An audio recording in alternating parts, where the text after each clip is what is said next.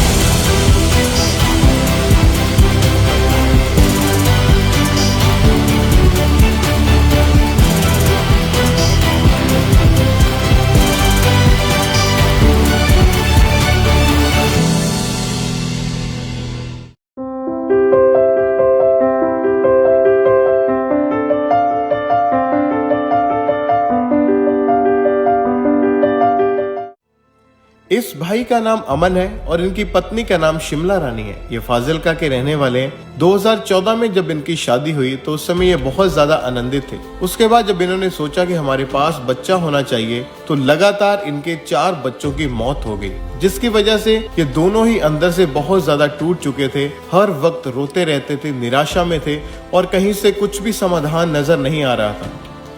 जब चौथी बार भी मैंने एक बेटे को जन्म दिया तो जब मेरे परिवार वालों ने बताया कि हमारे बच्चे की डेथ हो चुकी है, मैं बहुत ज़्यादा और भी टेंशन में चली जाती हूँ, बहुत परेशान रहने लगती हूँ, गुमसुम रहने लगती हूँ। और वो हम सोचते हैं कि हम इससे अच्छा तो हम तलाक ले लें और हमारी ज़िंदगी खुश हो जाएगी।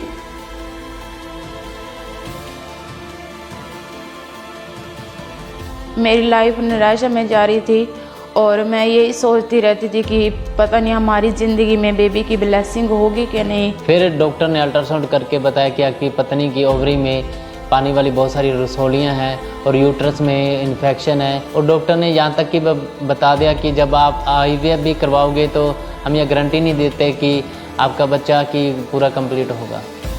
तब उस समय मुश्किल घड़ी में परमेश्वर के आत्मा ने इनकी जिंदगी में काम किया। जब इन्होंने लगातार अंकुर निर्मला मिनिस्ट्री फॉलो करना शुरू किया, परमेश्वर के दास के द्वारा परमेश्वर के वचनों को सुना, अपना जीवन परमेश्वर को देने का फैसला किया, तो परमेश्वर ने इनकी जिंदगी में काम किया। हर तरह की निराशा को खत्म करके इनकी जिंदगी में एक नया आनंद, नई खुशियां भर दी। तो आइए इस बहन की एक मार्वलस टेस्टिमनी को हम सुनते हैं। हालेलुया, सारे ਨੂੰ जय मसीह दी। मेरा नाम अमन कुमार है, मेरी पत्नी का नाम शिमला रानी है और असी फाजिलका दे रहने वाले हाँ। अज असी अपनी जिंदगी की सब तो बड़ी गवाही देने जा रहे हैं। 2014 में हमारी मैरिज हुई। मैरिज के बाद दुष्ट आत्मा के अटैक होने लगे। जब मैं रात को सोती थी, सोपन के द्वारा मुझ पर दुष्ट आत्मा के अटैक होते थे, कभी बिल्ली के रूप में, कभी काले साए के रूप में। और मुझे बहुत ज़्यादा डर लगता था और मैं उठकर बैठ जाती थे। जब दुष्ट आत्मा के अटैक के द्वारा जब ये रात को उठकर बैठती थी तो इनका चेहरा बिल्कुल लाल हो जाता था और ये सहमी सी रहती थी और ये मुझे बताती थी कि मुझे दुष्ट आत्मा ने अटैक कर लिया है और मुझे बुरे सपन आ रहे हैं, मुझे काला साया दिखाई दे रहा है, मुझे कुत्ते वगैरह दिखाई दे रहे हैं। ऐसे लगातार जब मेरी पत्नी के ऊपर दुष्ट आत्मा के अटैक होते रहे तो 1 साल बीत गया।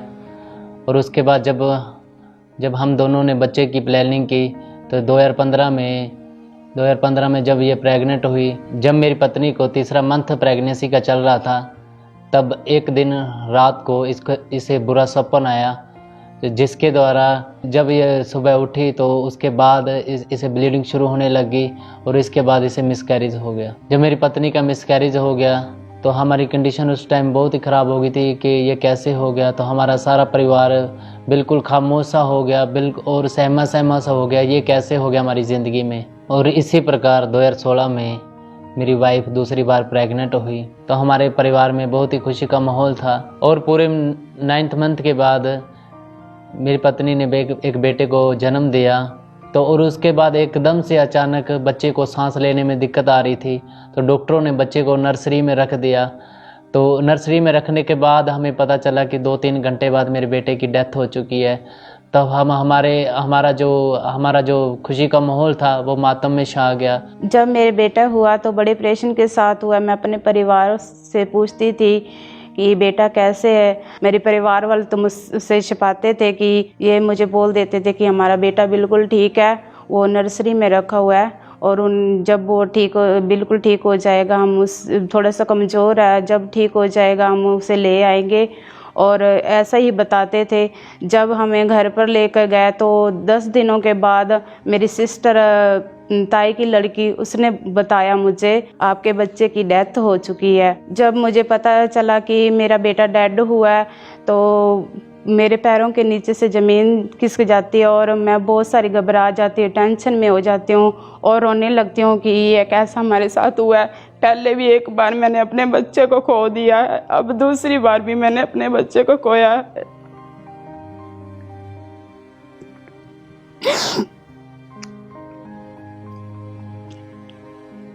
बहुत सारी टेंशन होने लगी और बहुत सारा मुसीबत आने लगी कि ये कैसा हुआ हमारे साथ, ऐसा क्यों हो रहा है। उसके बाद मेरी लाइफ बहुत बुरी हो गई और हम बहुत टेंशन में रहने लगे, डिप्रेशन में रहने लगे। फिर 2018 में मैं तीसरी बार प्रेग्नेंट हुई। तो तीसरी बार जब तीसरा मंथ चल रहा था फिर मुझे बुरा सपन आया, बुरा ख्याल आया।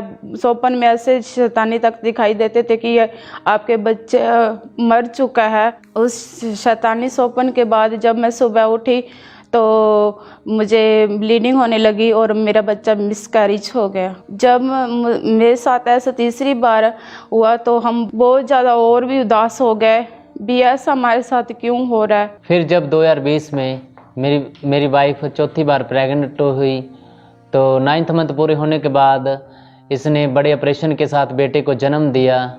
और उसके बाद उसके पेट के अंदर गांठ थी। जन्म होने के बाद जब हमें पता चला कि उसके पेट के अंदर गांठ है तो उसे सांस में दिक्कत आ रही थी।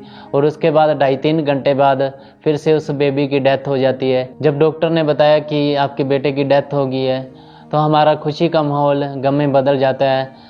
तो हम ये सोचते हैं कि हमारे साथ ये कैसा हो गया, हमारे साथ ये चौथी बार हो गया है। 2 तो हमारी मिसकैरेज हो चुकी हैं और 2 बार हमारे बच्चों की डेथ हो चुकी है। जब चौथी बार भी मैंने एक बेटे को जन्म दिया तो जब मेरे परिवार वालों ने बताया कि हमारे बच्चे की डेथ हो चुकी है, मैं बहुत ज़्यादा और भी टेंशन में चली जाती हूँ, बहुत परेशान रहने लगती हूँ, गुमसुम रहने लगती हूँ। और वो हम सोचते हैं कि हम इससे अच्छा तो हम तलाक ले लें और हमारी ज़िंदगी खुश हो जाएगी।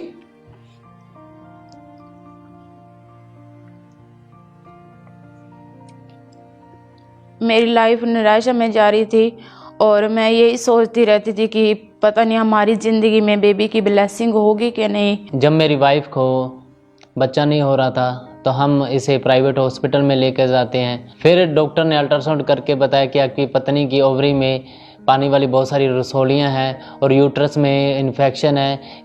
इसके द्वारा ही आपको बच्चे में तकलीफ़ आ रही है। आपके बच्चे की कंडीशन है जो पहले बच्चे ख़राब हो जाते थे, इसके कारण जब आप बच्चा लोगे तो बच्चे की वही कंडीशन होएगी, या तो वो बच्चे को सांस में दिक्कत आएगी, या बच्चे को इन्फेक्शन होगा, या उसके हाथ पैर काम नहीं करेंगे, कोई ना कोई प्रॉब्लम बच्चे की ज़िंदगी में आएगी। और डॉक्टर ने यहाँ तक कि बता दिया कि जब आप IVF भी करवाओगे तो हम यह गारंटी नहीं देते कि आपका बच्चा कि पूरा कंप्लीट होगा। और डॉक्टर लगातार इसे मेडिसिन दे रहे थे और फिर भी इन्हें बेबी कंसीव नहीं हो रहा था। और फिर हमने सिरसा में डॉक्टर को दिखाया। जब उन्होंने अल्ट्रासाउंड वगैरह किया तो उन्होंने बोला कि इनके एग नहीं बनते, तो हम मेडिसिन देंगे तो शायद एग बन जाए। और सिरसा हॉस्पिटल से मेडिसिन खाने के बाद फिर भी मेरी वाइफ को बेबी कंसीव नहीं हुआ। और मैंने अपनी पत्नी का बहुत सारे डॉक्टरों से इलाज करवाया, लगभग 9-10 डॉक्टरों से इलाज करवाया, फिर भी उसे बेबी कंसीव नहीं हुआ। और जब हमारा बेबी नहीं हो रहा था तब हम बहुत ही टेंशन में रहने लगे, बहुत ही परेशान थे।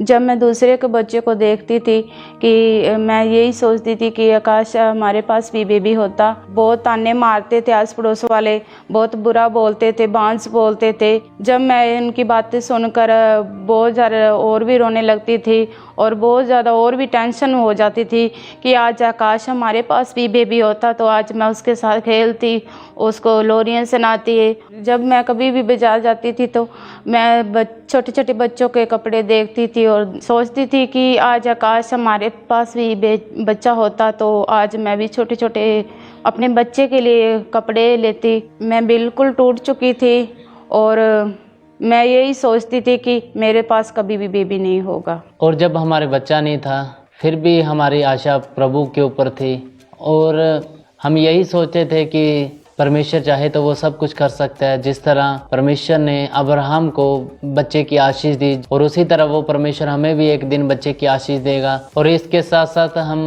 पहले से ही अंकुर नूरा मिनिस्ट्री के साथ जुड़े थे और जब भी हम YouTube पर गवाहियों को देखते थे, बच्चों की आशीषों के बारे में देखते थे तो हमारा विश्वास बढ़ता था कि परमेश्वर इन लोगों को बच्चे की आशीष दे सकता है तो हमें क्यों ना देगा। 12 फरवरी 2023 को जब हम चर्च आए उस दिन स्पेशल परमेश्वर के दास ने छुटकारे के लिए प्रार्थना की। हम दोनों ने उस प्रार्थना को रिसीव किया। अपनी बॉडी के ऊपर हाथ रखो, जिन बहनों के बेबी नहीं, अपने पेट के ऊपर हाथ रखो। आपकी लाइफ, आपका गर्भ आज खुदाबंद की प्रेजेंस में मैं इसे ब्लेस्ड घोषित करता हूं। फलवंत होने के लिए in the name of Jesus, आमीन बोलो और फलवंत हो जाओ। उस प्रार्थना के बाद मेरी पत्नी के ऊपर दुष्ट आत्मा के अटैक होने बंद हो गए। उस प्रेयर के बाद मार्च 2023 में जब मेरी पत्नी ने प्रेगनेंसी टेस्ट किया तो वो प्रेगनेंसी टेस्ट पॉजिटिव आया। जब मेरी पत्नी का प्रेगनेंसी टेस्ट पॉजिटिव आया तो हम दोनों जन बहुत ही खुश थे। परमेश्वर ने मुझे 9 महीने संभाल के रखा और मेरे बच्चे को भी संभाल के रखा। 25 नवंबर 2023 को मैरिज के 9.5 साल के बाद परमेश्वर ने हमें हेल्थी बेबी गर्ल के साथ ब्लेस किया। जब हमारी बेटी गोद में आई तो हमारी कोई भी खुशी का ठिकाना नहीं रहा। तो हमारा परिवार बहुत ही खुश था और हमारे परिवार के अंदर बहुत ही खुशी का माहौल था। और जो हमारी जो पहले निराशा थी वो निराशा वो आशा में बदल चुकी थी। जो हमारा जो दुख था वो दुख हमारा खुशी में बदल चुका था। और हम अपनी बेटी के साथ बहुत ही खुश हैं और परमेश्वर ने हमारी शर्मिंदगी को दूर किया। और हम अपनी बेटी के लिए खिलौने, कपड़े वगैरह सब कुछ खरीदते हैं। जिन बहनों के पास बेबी नहीं है उनको मैं यही मैसेज देना चाहता हूँ कि जिस तरह परमेश्वर ने हमें 9.5 साल के बाद बेबी के साथ ब्लेस किया, आपको भी क्यों ना करेगा।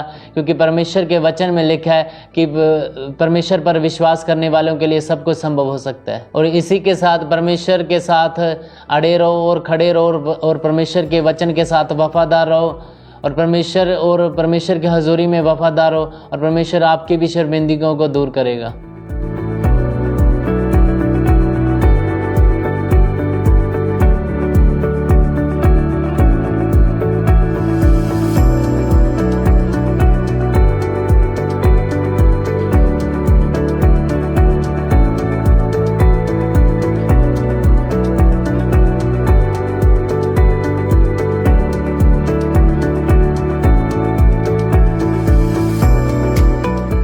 इस बड़ी ब्लेसिंग के लिए हम परमेश्वर का धन्यवाद करते हैं और परमेश्वर के दास और दासी का धन्यवाद करते हैं। सभी को जय मसीह की।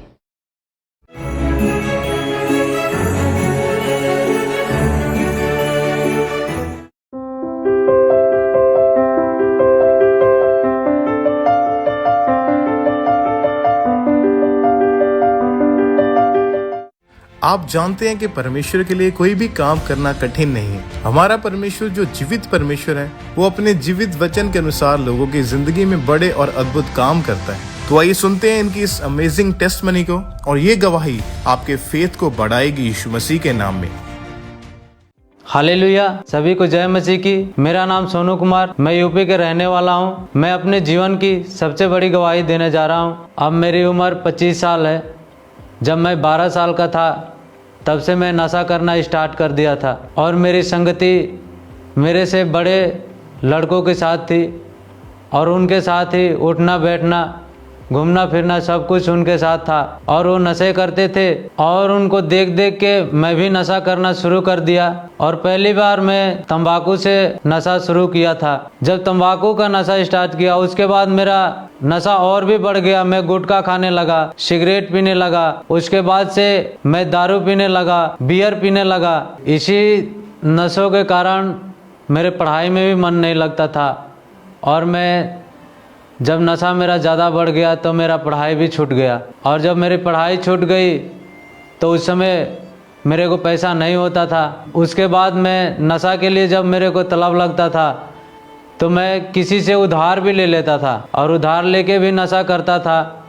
उसके बाद मैंने जब पैसे नहीं होते थे वो भी ख़त्म हो जाते थे, और फिर मैं राजमिस्त्रियों के साथ लेबर का काम करना शुरू कर दिया। जब मैं काम करता था, काम करके घर पे आता था तो मेरे पॉकेट से जब नशा निकलता था, कभी गुटखा, कभी सिगरेट, कभी बीड़ी निकल जाता था, तो मेरी मम्मी पूछती थी ये किसका है। तो मैं बहाना कर देता था कि ये मेरे साथ जो मिस्त्री था ना वो मंगाया था। और उसी के चलते मैंने एक बारी शराब पी के आया था अपने घर पे, और मेरे मम्मी को पता चल गया। उस समय से मेरे घर वालों ने जान गया कि ये नशा करता है। कई बारी मैं नशा करते हुए भी पकड़ा गया हूँ, और मेरे मम्मी वहाँ से मेरे को मारती पीटती हुई लेके आती थी और समझाती थी घर में। उसके बाद जब मेरे घर वालों को पता चल गया तो मैं उस नशा में मैं और भी खुलेआम करने लगा, और नशा सबके सामने मैं करने लगा, और भी ज़्यादा ओवरडोज कर के घरों में आने लगा। मेरे दिन की भी शुरुआत नशे से ही होती थी। लोग उठ के चाय पानी पीते थे, लेकिन मैं जाता था और मैं बाहर में नशा करता था। मेरे घर वालों को बार बार समझाने के बावजूद भी मैं नहीं समझा। उसके बाद मेरे घर वालों ने मेरी शादी कर दी। जब शादी कर दी तो शादी करने के बाद भी और भी ज़्यादा मेरा नशा बढ़ गया। मैं शादी के बाद भी अपने वाइफ से चोरी चोरी नशा करता था, और उसको भी धीरे धीरे पता लग गया। एक बार जब दारू पी के आया, उसने मेरे मुंह से जब बदबू निकला तो उसने पूछा कि तो आप दारू पी के आए हो? मैंने बोला कि नहीं। उसने बोला महक आ रहा है। फिर जब उसको पता चला तो उसने मेरे को समझाया। उसने बोला कि आप ये नशा छोड़ दो, आप नशा मत करो। आपने तो शादी से पहले बोला कि मैं नशा नहीं करता हूँ। फिर भी मैं उसका बात को नहीं माना, और मैं और भी ज़्यादा नशा करने लगा। और धीरे धीरे मेरे वाइफ के मायके वाले को भी पता चल गया, मेरे ससुराल में भी पता चल गया कि ये नशा करता है। फिर भी वो लोग बहुत मेरे को वो लोग भी समझाए, लेकिन मैं फिर भी नहीं समझ पाता था, और भी ज़्यादा मैं नशा ही करता था। मैं नशा तो छोड़ना चाहता था, लेकिन मैं छोड़ नहीं पाता था, क्योंकि मैं इतने नशा का आदी हो गया था कि मेरे को नशा जब नहीं मिलता था, कभी मेरे पास नहीं रहता था, तो मेरे को बहुत तलब लगती थी। उसके बाद मेरे को शर्मिंदगी महसूस होती थी कि मेरा सारा उम्र ऐसे ही निकल जाएगा। मैं ये सोचता था कि मैं कभी छोड़ पाऊँगा कि नहीं छोड़ पाऊँगा, आगे भी चल के मेरे साथ क्या होगा। फिर एक दिन किसी रिश्तेदार ने मुझे खामड़े चर्च के बारे में बताया कि वहाँ जाओ, वहाँ प्रभु बहुत बड़ा काम करता है और आपका भी नशा छूट जाएगा। फिर मैं जब पहली बार खामड़े चर्च में आया, गवाहियों को सुना, प्रेयर को अटेंड किया, उसके बाद सभी गवाहियों को देख के भी विश्वास हो गया कि मैं भी यहाँ से नशा छोड़ सकता हूँ। और फिर मैं लगातार सब मीटिंगों का अटेंड करता रहा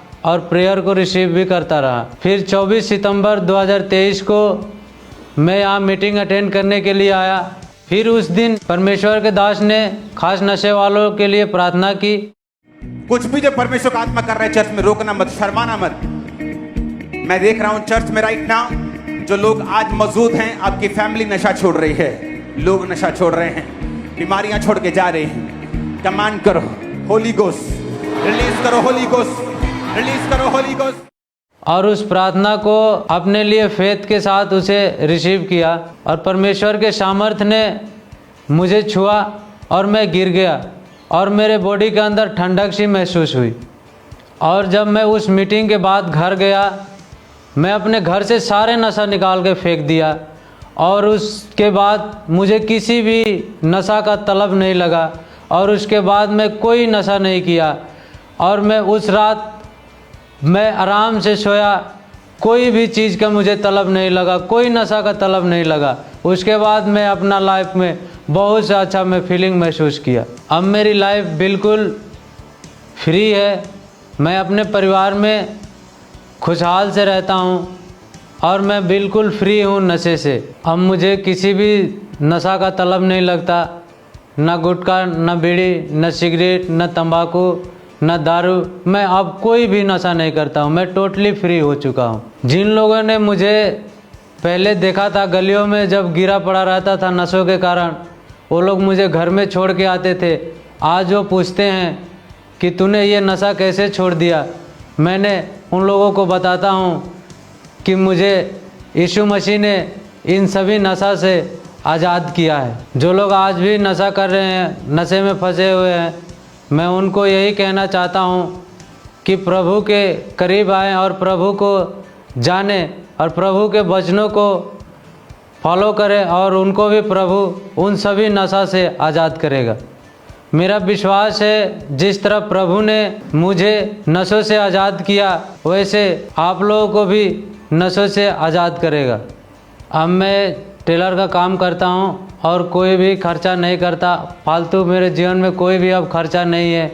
जो मैं लोगों से पहले उधार ले लेके नशा करता था, आज मैं वो सब मेरे ज़िंदगी से ख़त्म हो चुका है और मुझे कोई भी चीज़ की अब टेंशन नहीं है। अब मैं अपने परिवार में भी मैं खुशहाल रहता हूँ, मेरी वाइफ भी मेरे से खुश रहती है और सब लोग मेरे से खुश रहते हैं। अब मैं अपना जीवन प्रभु को दे चुका हूँ। मैं प्रार्थना करता हूँ, बाइबल भी पढ़ता हूँ और लोगों को सुसमाचार सुनाता हूँ और प्रभु की मैं सेवा भी करता हूँ।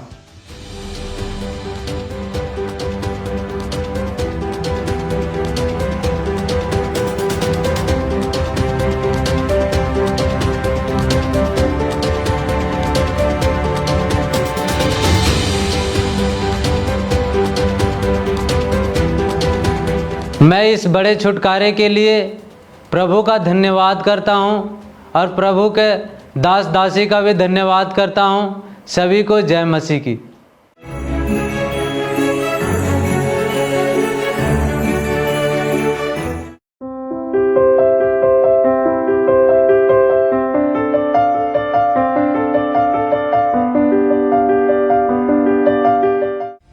जब हम बाइबल को ध्यान से पढ़ते हैं तो हम समझते हैं कि प्रभु यीशु मसीह ने गली गली नगर नगर फिरकर लोगों को जो बीमार थे उनको चंगाई दी है, यानी कि परमेश्वर ने हर तरह के रोगी को चंगा किया। तो आज कुछ ऐसी ही अद्भुत गवाही हमारे बीच में है। एक ऐसी लाइलाज बीमारी से परमेश्वर ने इनकी जिंदगी में इनको चंगा किया। तो आइए इस भाई की इस मार्वलस टेस्टमनी को हम देखते हैं। हालेलुया। ਸਾਰਿਆਂ ਨੂੰ ਜੈ ਮਸੀਹ ਦੀ। ਮੇਰਾ ਨਾਮ ਪ੍ਰਵੀਨ ਹੈ, ਮੇਰੇ ਬੇਟੇ ਦਾ ਨਾਮ ਜਸ਼ਨਪ੍ਰੀਤ ਹੈ। ਅਸੀਂ ਜਲੰਧਰ ਸ਼ਹਿਰ ਦੇ ਰਹਿਣ ਵਾਲੇ ਹਾਂ। ਅੱਜ ਮੈਂ ਆਪਣੇ ਬੇਟੇ ਦੇ ਜੀਵਨ ਦੀ ਬਹੁਤ ਵੱਡੀ ਗਵਾਹੀ ਦੇਣ ਜਾ ਰਹੀ ਹਾਂ। 11 ਅਪ੍ਰੈਲ 2007 ਨੂੰ ਮੇਰੇ ਬੇਟੇ ਦਾ ਜਨਮ ਹੋਇਆ। ਜਦੋਂ ਇਸ ਦਾ ਜਨਮ ਹੋਇਆ ਤੇ ਬਿਲਕੁਲ ਵੀ ਰੋਇਆ ਨਹੀਂ ਸੀ। ਇਹ ਬਹੁਤ ਜ਼ਿਆਦਾ ਕਮਜ਼ੋਰ ਸੀ, ਇਹਦਾ weight ਵੀ ਬਹੁਤ ਜ਼ਿਆਦਾ ਘੱਟ ਸੀ ਤੇ ਡਾਕਟਰਾਂ ਨੇ ਕਾਫੀ ਟਾਈਮ ਇਹਨਾਂ ਨੂੰ ਥਪਥਪਾਇਆ ਤੇ ਫਿਰ ਇਹਨੇ ਕਿਤੇ ਜਾ ਕੇ ਰੋਣਾ ਸਟਾਰਟ ਕੀਤਾ ਔਰ ਡਾਕਟਰ ਨੇ ਸਾਨੂੰ ਬਹੁਤ ਜਲਦੀ ਡਿਸਚਾਰਜ ਦੇ ਦਿੱਤਾ ਵੀ ਇਹ ਬੱਚਾ ਬਹੁਤ ਜ਼ਿਆਦਾ ਕਮਜ਼ੋਰ ਆ। ਜਿਹੜਾ ਇੰਜੈਕਸ਼ਨ ਇਹਨੂੰ ਉੱਥੇ ਲੱਗਣਾ ਸੀ ਉਹਨਾਂ ਨੇ ਉਹ ਵੀ ਨਹੀਂ ਲਗਾਇਆ। ਉਹਨਾਂ ਨੇ ਸਾਨੂੰ ਇਹੀ ਕਿਹਾ ਸੀ ਇਹਨੂੰ ਘਰ ਜਾ ਕੇ ਤੁਸੀਂ ਲਗਾ ਲਓ। ਜਦੋਂ ਅਸੀਂ ਘਰ ਕਿਸੇ ਡਾਕਟਰ ਨੂੰ ਬੁਲਾਇਆ ਤੇ ਉਹਨਾਂ ਨੇ ਵੀ ਸਾਨੂੰ ਮਨਾ ਕਰ ਦਿੱਤਾ ਕਿ ਮੈਂ ਤੁਹਾਡੇ ਬੱਚੇ ਨੂੰ ਇੰਜੈਕਸ਼ਨ ਨਹੀਂ ਲਗਾਉਣਾ, ਇਹ ਬਹੁਤ ਜ਼ਿਆਦਾ ਕਮਜ਼ੋਰ ਆ। ਜਦੋਂ ਮੇਰਾ ਬੇਟਾ 2 ਮੰਥ ਦਾ ਸੀ ਮੈਂ ਇਹਨੂੰ ਫੀਡ ਦੇ ਰਹੀ ਸੀ ਤੇ ਇਹਨੂੰ ਇੱਕਦਮ ਝਟਕੇ ਲੱਗਣੇ ਸਟਾਰਟ ਹੋ ਗਏ। ਫਿਰ ਸਾਨੂੰ ਕਿਸੇ ਨੇ ਜਲੰਧਰ ਦੇ ਇੱਕ ਸਪੈਸ਼ਲਿਸਟ ਹਸਪੀਟਲ ਬਾਰੇ ਦੱਸਿਆ, ਉਹ ਜੋ ਕਿ ਬੱਚਿਆਂ ਦਾ ਸੀ। ਅਸੀਂ ਇਹਨੂੰ ਫਿਰ ਉੱਥੇ ਦਿਖਾਇਆ। ਡਾਕਟਰ ਨੇ ਸਾਰੇ ਇਹਦੇ ਟੈਸਟ ਕੀਤੇ। ਫਿਰ ਉਹਨਾਂ ਨੇ ਕਿਹਾ ਕਿ ਇੱਕ ਵਾਰੀ ਇਹਦੀ ਸਿਰ ਦੀ ਸਕੈਨ ਵੀ ਤੁਸੀਂ ਕਰਾ ਕੇ ਦੇਖੋ। ਫਿਰ ਇਹਦੀ ਸਿਟੀ ਸਕੈਨ ਹੋਈ। ਫਿਰ ਜਦੋਂ ਇਹਦੀ ਸਿਰ ਦੀ ਸਕੈਨ ਕਰਵਾਈ ਤੇ ਉਹਦੇ ਵਿੱਚ ਇਹਦੀ ਬ੍ਰੇਨ ਦੀ ਨਸ ਬਲੌਕ ਆਈ ਸੀ। ਤੇ ਇਹ ਸਿੰਪਟਮ ਮਿਰਗੀ ਦੇ ਵੀ ਦੱਸੇ ਜਾਂਦੇ ਆ। ਡਾਕਟਰ ਨੇ ਕਿਹਾ ਵੀ ਇਹਦੀ ਮੈਡੀਸਨ ਕਾਫੀ ਟਾਈਮ ਚੱਲੇਗੀ ਤੇ ਹਰ ਮਹੀਨੇ ਜਦੋਂ ਵੀ ਤੁਸੀਂ ਇਹਨੂੰ ਚੈੱਕਅਪ ਕਰੋਗੇ ਤੇ ਟੈਸਟ ਦੁਬਾਰਾ ਹੋਇਆ ਕਰਨਗੇ। ਫਿਰ ਡਾਕਟਰ ਨੇ ਇਹ ਵੀ ਦੱਸਿਆ ਕਿ ਇਹ ਨੋਰਮਲ ਬੱਚਿਆਂ ਵਾਂਗੂ ਨਹੀਂ ਹੋਏਗਾ ਤੇ ਮਤਲਬ ਇਹ ਸੀ ਵੀ ਇਹਦੀ ਹਰ ਮੰਥ ਦਵਾਈ ਚੱਲਦੀ ਸੀ। ਡਾਕਟਰ ਨੇ ਇਹ ਕਿਹਾ ਸੀ ਵੀ ਤੁਸੀਂ ਖਾਣਾ ਭੁੱਲ ਜਾਓ ਪਰ ਇਹਦੀ ਮੈਡੀਸਨ ਦਾ ਇੱਕ ਵੀ ਤੁਸੀਂ ਮਤਲਬ ਗੈਪ ਨਹੀਂ ਪਾਣਾ, ਇੱਕ ਦਿਨ ਵੀ ਮਿਸ ਨਹੀਂ ਕਰਨੀ। ਅਗਰ ਤੁਸੀਂ ਇੱਕ ਦਿਨ ਵੀ ਮਿਸ ਕਰ ਦਿੱਤੀ ਤਾਂ ਤੁਹਾਨੂੰ ਫੇਰ ਤੋਂ ਇਹ ਕੋਰਸ ਦੁਬਾਰਾ ਸਟਾਰਟ ਕਰਨਾ ਪਏਗਾ। ਪਹਿਲਾਂ ਤੇ ਉਹਨਾਂ ਨੇ ਸਾਨੂੰ 5 ਸਾਲ ਲਗਾਤਾਰ ਕੋਰਸ ਬਾਰੇ ਦੱਸਿਆ ਔਰ ਇਹਨੂੰ ਅਸੀਂ ਲਗਾਤਾਰ ਹੀ ਡਾਕਟਰ ਕੋਲ ਲੈ ਕੇ ਜਾਂਦੇ ਰਹੇ। ਇਹਦੇ ਫਿਰ ਉਹਨਾਂ ਨੇ ਇੰਨੇ ਮਹਿੰਗੇ ਇੰਜੈਕਸ਼ਨ ਲਗਾਣੇ, ਇਹਦੇ ਚੈਸਟ ਦੇ ਐਕਸਰੇ ਹੋਣੇ ਤੇ ਇਹਦੇ ਥਾਈਸ 'ਚ ਦੋਨੋਂ ਸਾਈਡ ਹੀ ਹਰ ਮੰਥ ਬਾਅਦ ਇੰਜੈਕਸ਼ਨ ਲੱਗਦੇ ਹੁੰਦੇ ਸੀ, ਕੋਈ 5000 ਦਾ ਤੇ ਕੋਈ 8000 ਦਾ। ਇੰਨਾ ਕੁ ਜ਼ਿਆਦਾ ਇਹ ਵੀਕ ਹੋ ਜਾਂਦਾ ਹੁੰਦਾ ਸੀ, ਡਾਕਟਰ ਸਾਨੂੰ ਇਹਨੂੰ ਐਡਮਿਟ ਕਰਨ ਨੂੰ ਕਹਿੰਦੇ ਹੁੰਦੇ ਕਿ ਡਾਕਟਰ ਨੇ ਮਤਲਬ ਇਹ ਕਿਹਾ ਸੀ ਵੀ ਇਹ ਦੂਸਰੇ ਬੱਚਿਆਂ ਦੀ ਤਰ੍ਹਾਂ ਨਹੀਂ ਹੋਊਗਾ ਕਿਉਂਕਿ ਜਿੱਦਾਂ ਵੈਦਰ ਚੇਂਜ ਹੋਊਗਾ ਇਹਨੂੰ ਪ੍ਰੋਬਲਮ ਆਉਣਗੀਆਂ। ਜਿੱਦਾਂ ਹੀ ਵੈਦਰ ਚੇਂਜ ਹੁੰਦਾ ਸੀ ਇਹਦੀ ਚੈਸਟ ਇੰਨੀ ਜ਼ਿਆਦਾ ਬਲੌਕ ਹੋ ਜਾਂਦੀ ਹੁੰਦੀ, ਸਾਨੂੰ ਨਿਬਲਾਈਜ਼ਰ ਕਰਾਉਣਾ ਪੈਂਦਾ ਹੁੰਦਾ ਸੀ। ਜਿੰਨਾ ਚਿਰ ਅਸੀਂ ਦਿਨ 'ਚ 2-3 ਵਾਰੀ ਇਹਨੂੰ ਸਟੀਮ ਨਹੀਂ ਦਵਾ ਲੈਂਦੇ, ਇਹਨੂੰ ਸਾਹ ਨਹੀਂ ਸੀ ਆਉਂਦਾ ਹੁੰਦਾ। ਸਾਨੂੰ ਬਹੁਤ ਪ੍ਰੋਬਲਮ ਦਾ ਸਾਹਮਣਾ ਕਰਨਾ ਪਿਆ। ਫਿਰ ਸਾਨੂੰ ਮਤਲਬ 5 ਸਾਲ ਤੱਕ ਤੇ ਇਦਾਂ ਹੀ ਮੈਡੀਸਨ ਚੱਲਦੀ ਰਹੀ। ਫਿਰ ਇਹਨੂੰ ਮੈਂ ਪਲੇਵੇ ਸਕੂਲ 'ਚ ਪਾਇਆ, ਇਹ ਉੱਥੇ ਇਹਨੇ ਬਹੁਤ ਰੋਣਾ ਸ਼ੁਰੂ ਕਰ ਦਿੱਤਾ। ਜਿੱਦਾਂ ਹੀ ਰੋਂਦਾ ਰਿਹਾ ਤੇ ਇਹਦੇ ਫਿਰ ਹੀ ਉਹ ਪ੍ਰੋਬਲਮ ਦੁਬਾਰਾ ਸਟਾਰਟ ਹੋ ਗਈ। ਦੁਬਾਰਾ ਇਹਨੂੰ ਝਟਕੇ ਲੱਗਣੇ ਸ਼ੁਰੂ ਹੋ ਗਏ, ਮਤਲਬ ਇਹਨੂੰ ਸਮਝ ਨਹੀਂ ਲੱਗਦੀ ਹੁੰਦੀ ਸੀ। 2 ਵਾਰੀ ਇਹਦੀ ਮੈਂ ਨਰਸਰੀ ਕਰਾਈ, ਟੀਚਰ ਮੈਨੂੰ ਇਹੀ ਕਹਿੰਦੇ ਹੁੰਦੇ ਤੁਸੀਂ ਆਪਣੇ ਬੱਚੇ ਨੂੰ ਲੈ ਜਾਓ, ਇਹ ਬਿਲਕੁਲ ਵੀ ਨਹੀਂ ਪੜ੍ਹਦਾ ਹੈਗਾ, ਇਹਨੂੰ ਤੁਸੀਂ ਕਿਸੇ ਦਿਮਾਗ ਦੇ ਸਪੈਸ਼ਲਿਸਟ ਨੂੰ ਦਿਖਾਓ। ਸਕੂਲ ਦੇ ਵਿੱਚ ਬੱਚੇ ਵੀ ਇਹਦੇ ਨਾਲ ਜਿੱਦਾਂ ਕਿ ਟੀਚਰ ਨੇ ਕਹਿ ਦੇਣਾ ਪੜ੍ਹਦਾ ਨਹੀਂ ਆ ਤੇ ਬੱਚੇ ਵੀ ਇਹਦੇ ਨਾਲ ਮਿਸਬਿਹੇਵ ਕਰਨ ਲੱਗ ਪਏ। ਇਹਨੇ ਮੈਨੂੰ ਸਕੂਲੋਂ ਆਣ ਕੇ ਦੱਸਿਆ ਕਰਨਾ ਕਿ ਮੰਮਾ ਬੱਚੇ ਮੈਨੂੰ ਲੂਜ਼ਰ ਕਹਿੰਦੇ ਨੇ, ਤੂੰ ਪੜ੍ਹਾਈ 'ਚ ਧਿਆਨ ਨਹੀਂ ਦਿੰਦਾ, ਤੂੰ ਹਰ ਟਾਈਮ ਡਾਂਟ ਖਾਂਦਾ ਰਹਿੰਦਾ ਏ। ਫਿਰ ਇਸੇ ਤਰ੍ਹਾਂ ਹੀ ਇਹ ਮੈਨੂੰ ਘਰੇ ਵੀ ਕਾਫੀ ਵਾਰੀ ਡਾਂਟਣਾ, ਪਰ ਇਹਨੇ ਗੁੱਸਾ ਕਰ ਲੈਣਾ ਤੇ ਇਹਨੇ ਆਪਣਾ ਸਿਰ ਕੰਧਾਂ ਦੇ ਨਾਲ ਮਾਰਨਾ ਸ਼ੁਰੂ ਕਰ ਦਿੱਤਾ। ਫਿਰ ਇਦਾਂ ਹੀ ਜਿੱਦਾਂ ਮੇਰਾ ਬੱਚਾ ਵੱਡਾ ਹੁੰਦਾ ਗਿਆ ਤੇ ਜਦੋਂ ਇਹਨੇ ਦੁਪਹਿਰੇ ਰੈਸਟ ਕਰਨੀ ਉਦੋਂ ਵੀ ਇਹਨੂੰ ਫਿਟਸ ਇਦਾਂ ਹੀ ਪੈਂਦੇ ਰਹੇ ਔਰ ਜਦੋਂ ਇਹਨੇ ਰਾਤ ਨੂੰ ਸੌਣਾ ਤੇ ਉਦੋਂ ਵੀ ਇਹਨੂੰ ਇਦਾਂ ਹੀ ਫਿਟਸ ਪੈਂਦੇ ਰਹੇ। ਫਿਰ ਜਦੋਂ ਇਹ ਮਤਲਬ ਵੱਡੀਆਂ ਕਲਾਸਾਂ ਦੇ ਵਿੱਚ ਹੋਇਆ ਤੇ ਹੋਰ ਵੀ ਜ਼ਿਆਦਾ ਮੈਨੂੰ ਪਰੇਸ਼ਾਨੀ ਹੋਣ ਲੱਗ ਪਈ ਕਿਉਂਕਿ ਉਹਦੇ ਵਿੱਚ ਸਿਲੇਬਸ ਵੀ ਕਾਫੀ ਟਫ ਜ਼ਿਆਦਾ ਹੁੰਦਾ ਸੀ ਔਰ ਫਿਰ ਟੀਚਰ ਦੀ ਸੇਮ ਕੰਪਲੇਨ ਵੀ ਤੁਹਾਡਾ ਬੱਚਾ ਕੁਝ ਨਹੀਂ ਕਰਦਾ। ਇੱਕ ਟੀਚਰ ਨੇ ਤੇ ਮੈਨੂੰ ਇਦਾਂ ਹੀ ਬੁਲਾ ਕੇ ਜਦੋਂ ਉਹਨਾਂ ਨੇ ਮੈਨੂੰ ਸਕੂਲ ਬੁਲਾਇਆ ਤੇ ਉਹ ਮੇਰੇ ਕੋਲ ਆਏ, ਮੈਨੂੰ ਕਹਿੰਦੇ ਵੀ ਤੁਸੀਂ ਆਪਣੇ ਬੱਚੇ ਦਾ ਦਿਮਾਗ ਹੀ ਚੇਂਜ ਕਰਾ ਦਿਓ। ਤੇ ਜਦੋਂ ਉਹਨਾਂ ਨੇ ਇੰਨੀ ਗੱਲ ਕਹੀ ਮੈਂ ਇੰਨਾ ਜ਼ਿਆਦਾ ਰੋਈ ਘਰੇ ਆਣ ਕੇ ਵੀ ਮੈਨੂੰ ਇੰਨੀ ਜ਼ਿਆਦਾ ਪਰੇਸ਼ਾਨੀ ਹੋਈ ਵੀ ਟੀਚਰਸ ਨੇ ਮੇਰੇ ਬੱਚੇ ਬਾਰੇ ਇਦਾਂ ਕਿਉਂ ਕਹਿਤਾ। ਜਿੱਦਾਂ ਕਿ ਇਹ ਸਕੂਲ ਤੋਂ ਆ ਜਾਂਦਾ ਸੀ ਤੇ ਇਹ ਘਰ ਹੀ ਖੇਲਦਾ ਰਹਿੰਦਾ ਸੀ, ਬਾਹਰ ਕਿਸੇ ਨਾਲ ਵੀ ਖੇਲਣ ਕੱਲਾ ਨਹੀਂ ਸੀ ਜਾਂਦਾ ਹੁੰਦਾ।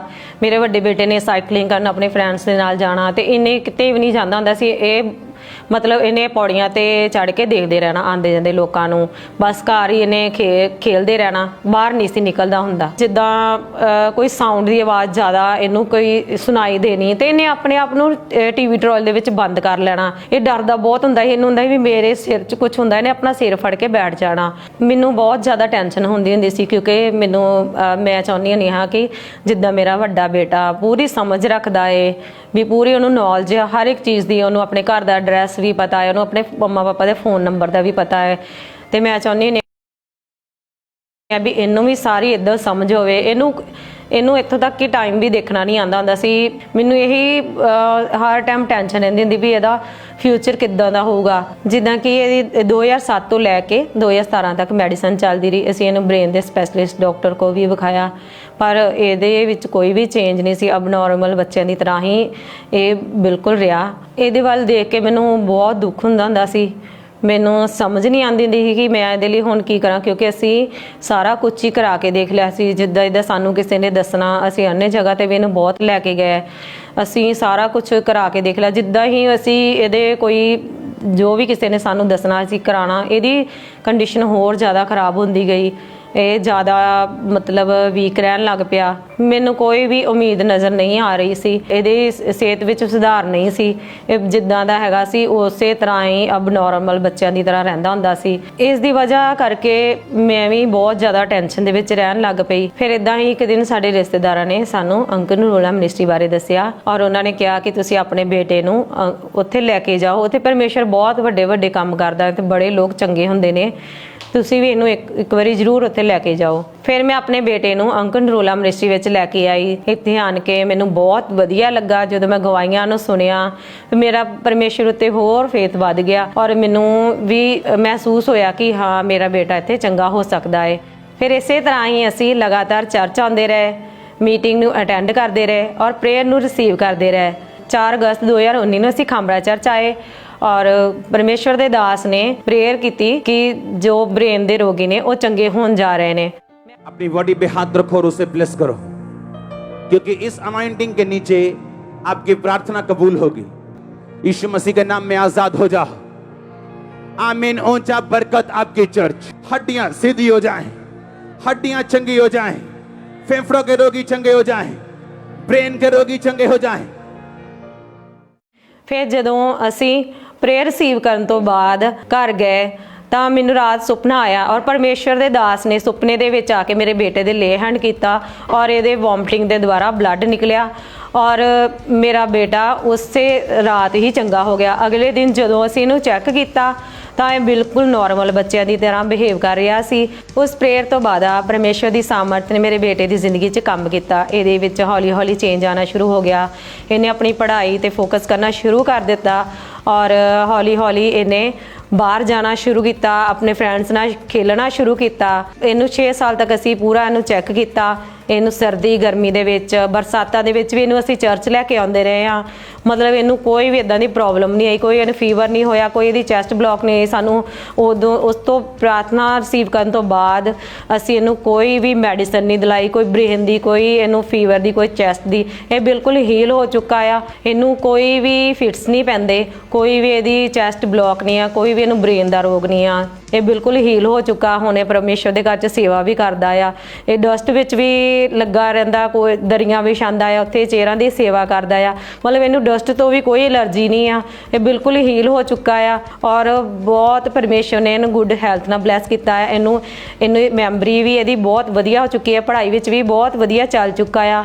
ਪਹਿਲਾਂ ਇਹਨੂੰ ਕੁਝ ਵੀ ਯਾਦ ਨਹੀਂ ਰਹਿੰਦਾ ਹੁੰਦਾ ਸੀ, ਨਾ ਮੇਰਾ ਫੋਨ ਨੰਬਰ, ਨਾ ਆਪਣੇ ਪਾਪਾ ਦਾ ਘਰ, ਇੱਥੋਂ ਦਾ ਘਰ ਦਾ ਐਡਰੈਸ ਵੀ ਯਾਦ ਨਹੀਂ ਰਹਿੰਦਾ ਹੁੰਦਾ ਸੀ। ਹੁਣ ਇਹਨੂੰ ਸਾਰਾ ਕੁਝ ਯਾਦ ਰਹਿੰਦਾ ਏ। ਹੁਣ ਜਿਹੜੀ ਵੀ ਇੱਕ ਵਾਰੀ ਚੀਜ਼ ਦੇਖ ਲੈਂਦਾ ਏ, ਪ੍ਰੋਪਰ ਲਿਖਦਾ ਏ, ਪੜ੍ਹਾਈ ਕਰਦਾ ਏ ਤੇ ਜਿਹੜੀ ਵੀ ਇੱਕ ਵਾਰੀ ਚੀਜ਼ ਵੇਖ ਲੈਂਦਾ ਏ ਉਹ ਇਹਨੂੰ ਪੂਰਾ ਯਾਦ ਰਹਿੰਦਾ ਏ। ਇਹ ਹੁਣ ਬਿਲਕੁਲ ਨਾਰਮਲ ਬੱਚਿਆਂ ਦੀ ਤਰ੍ਹਾਂ ਰਹਿੰਦਾ ਆ। ਇਹ ਖੇਲਦਾ ਆ, ਆਪਣੀ ਸਟੱਡੀ ਕਰ ਪਾ ਰਿਹਾ ਆ। ਹੁਣ ਮੇਰਾ ਬੇਟਾ 10th ਕਲਾਸ ਦੀ ਸਟੱਡੀ ਕਰ ਰਿਹਾ ਏ। ਇਹਨੂੰ ਜਦੋਂ ਇਹ 9th ਕਲਾਸ ਵਿੱਚ ਹੀ ਤੇ ਇਹਨੂੰ NCC ਦੇ ਆਫੀਸਰ ਨੇ ਸਿਲੈਕਟ ਕਰ ਲਿਆ, ਜਿਹੜਾ ਕਿ ਇਹ ਪਹਿਲਾਂ ਇਕੱਲਾ ਕਿਤੇ ਜਾ ਨਹੀਂ ਸਕਦਾ ਹੁੰਦਾ ਸੀ। ਫਿਰ 10-15 ਦਿਨ ਦਾ ਇਹ ਕੈਂਪ ਲਗਾ ਕੇ ਆਇਆ NCC ਦਾ। ਉਹਦੇ ਵਿੱਚੋਂ ਇਹਨੇ ਬਹੁਤ ਵਧੀਆ ਆਪਣੀ ਪੋਜੀਸ਼ਨ ਹਾਸਲ ਕੀਤੀ ਆ ਔਰ ਅੱਛੇ ਮਾਰਕਸ ਨਾਲ ਪਾਸ ਹੋਇਆ ਹੈ। ਹੁਣ ਮੈਂ ਬਿਲਕੁਲ ਠੀਕ ਆ, ਕੋਈ ਇੱਦਾਂ ਦੀ ਪ੍ਰੋਬਲਮ ਨਹੀਂ ਮੇਰੀ ਜੀਵਨ 'ਚ। ਮੈਂ ਆਪਣੀ ਲਾਈਫ 'ਚ ਪੂਰਾ ਖੁਸ਼ ਹਾਂ। ਮੈਂ ਆਪਣੇ ਦੋਸਤਾਂ ਨਾਲ ਖੇਲਦਾ ਹਾਂ। ਹੁਣ ਮੈਂ ਆਪਣੀ ਸਟੱਡੀ ਕਰ ਰਿਹਾ ਤੇ NCC ਜੁਆਇਨ ਕੀਤੀ ਸੀ। ਉਸ ਦੇ ਵਿੱਚ ਮੇਰਾ ਅੱਛਾ ਪ੍ਰਦਰਸ਼ਨ ਰਿਹਾ ਤੇ ਅੱਛੇ ਨੰਬਰਾਂ ਨਾਲ ਪਾਸ ਹੋਇਆ ਸੀ। ਮੈਂ ਆਪਣੀ ਲਾਈਫ 'ਚ ਬਹੁਤ ਖੁਸ਼ ਹਾਂ, ਇੰਜੋਏ ਕਰ ਰਿਹਾ। ਮੈਂ ਆਪਣੀ ਫੈਮਿਲੀ ਨਾਲ ਬਹੁਤ ਖੁਸ਼ ਹਾਂ, ਆਪਣੇ ਦੋਸਤਾਂ ਨਾਲ ਬਹੁਤ ਖੁਸ਼ ਹਾਂ। ਮੈਂ ਆਪਣੀ ਲਾਈਫ 'ਚ ਜੋ ਨਹੀਂ ਕਰ ਸਕਦਾ ਸੀ ਉਹ ਕਰ ਸਕਦਾ। ਇਸ ਗਵਾਹੀ ਲਈ ਮੈਂ ਪਰਮੇਸ਼ਰ ਦਾ ਧੰਨਵਾਦ ਕਰਦਾ। ਫਿਰ ਜਿਹੜੇ ਲੋਕ ਇਹਨੂੰ ਪਹਿਲਾਂ ਬਿਮਾਰ ਹੀ ਦੇਖਦੇ ਹੁੰਦੇ ਸੀ, ਹਰ ਟਾਈਮ ਸਹਿਮਿਆ ਰਹਿੰਦਾ ਹੁੰਦਾ ਸੀ, ਹੁਣ ਇਹਨੂੰ ਦੇਖ ਕੇ ਬੜੇ ਖੁਸ਼ ਹੁੰਦੇ ਨੇ ਕਿ ਇਹ ਬੱਚਾ ਤੁਹਾਡਾ ਕਿੰਨਾ ਵੀ ਹੀਲ ਹੋ ਚੁੱਕਾ ਹੈ। ਤੁਸੀਂ ਇਹਨੂੰ ਕਿੱਥੇ ਲੈ ਕੇ ਗਏ? ਅਸੀਂ ਉਹਨਾਂ ਨੂੰ ਦੱਸੀਦਾ ਕਿ ਇਹਨੂੰ ਪਰਮੇਸ਼ਵਰ ਨੇ ਚੰਗਾ ਕੀਤਾ ਹੈ। ਅਸੀਂ ਇਹਨੂੰ ਚਰਚ ਲੈ ਕੇ ਜਾਂਦੇ ਹਾਂ। ਜਿੱਦਾਂ ਕਿ ਜਿਨ੍ਹਾਂ ਦੇ ਬੱਚਿਆਂ ਨੂੰ ਜੋ ਔਟਿਜ਼ਮ ਦੇ ਮਰੀਜ਼ ਨੇ, ਜੋ ਬ੍ਰੇਨ ਦੇ ਰੋਗੀ ਨੇ, ਉਹਨਾਂ ਨੂੰ ਪਰਮੇਸ਼ਵਰ ਦੇ ਭਵਨ ਵਿੱਚ ਲੈ ਕੇ ਆਓ ਕਿ ਇੱਥੇ ਆਣ ਕੇ ਉਹ ਪਰਮੇਸ਼ਰ ਦੇ ਵਚਨ ਨੂੰ ਸੁਣਨ, ਗਵਾਹੀਆਂ ਨੂੰ ਦੇਖਣ। ਜਿੱਦਾਂ ਮੇਰਾ ਵਿਸ਼ਵਾਸ ਪਰਮੇਸ਼ਰ ਦੇ ਉੱਤੇ ਵਧਿਆ ਹੈ, ਤੁਹਾਡਾ ਵੀ ਵਿਸ਼ਵਾਸ ਪਰਮੇਸ਼ਰ ਉੱਤੇ ਵਧੂਗਾ। ਤੁਹਾਡੇ ਬੱਚੇ ਵੀ ਇੱਥੇ ਆਣ ਕੇ ਹੀਲ ਹੋਣਗੇ, ਚੰਗੇ ਹੋਣਗੇ। ਜਿੱਦਾਂ ਕਿ ਪ੍ਰਭੂ ਦੇ ਵਚਨ 'ਚ ਲਿਖਿਆ ਕਿ ਮੈਂ ਤੇਰੇ ਰੋਗਾਂ ਨੂੰ ਛੂ ਕੇ ਤੈਨੂੰ ਚੰਗਾ ਕਰਾਂਗਾ। ਪਰਮੇਸ਼ਰ ਨੇ ਇਹ ਵਚਨ ਮੇਰੀ ਜ਼ਿੰਦਗੀ 'ਚ, ਮੇਰੇ ਬੱਚੇ ਦੀ ਜ਼ਿੰਦਗੀ 'ਚ ਪੂਰਾ ਕੀਤਾ।